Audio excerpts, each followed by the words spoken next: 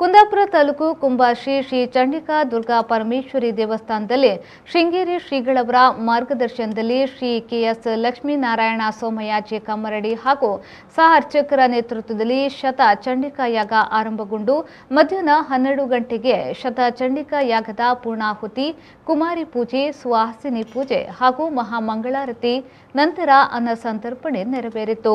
ಸಂಜೆ 5:05ರಿಂದ ದೇವಳದಲ್ಲಿ ರಂಗಪೂಜೆ, ಅಮ್ಮನವರ ಸ್ವರ್ಣ ಪಲ್ಲಕ್ಕಿ ಉತ್ಸವ, ಶ್ರೀದೇವರ ಉತ್ಸವ, ಅಷ್ಟವಧಾನ ಸೇವೆ, ತೀರ್ಥಗಂಧದ ಪ್ರಸಾದ ಸೇವೆಯು ನಡೆಯಿತು.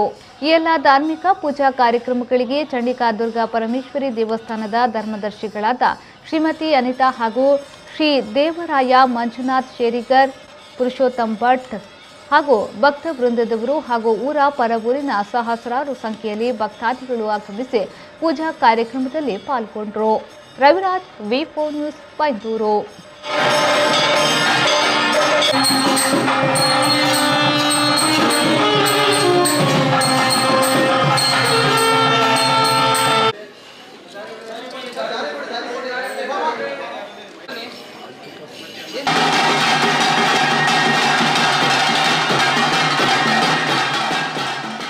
Abaka Queen Cruise AQC, a new crown jewel for tourism in coastal Karnataka. Mangaluru's one and only floating restaurant with world-class hospitality. AQC has 2 halls, Den Lounge and Breeze. Den is an AC hall with a seating capacity of 150 members with fine dine service.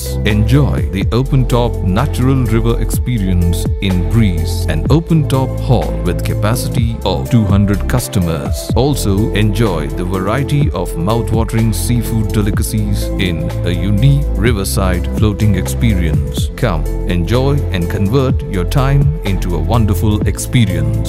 Abaka Queen Cruise AQC, a unit of Star Queen Enterprises, behind Sri Brahma Babarai Temple, Bokapatna, Mangaluru. For bookings, contact 92433 01874.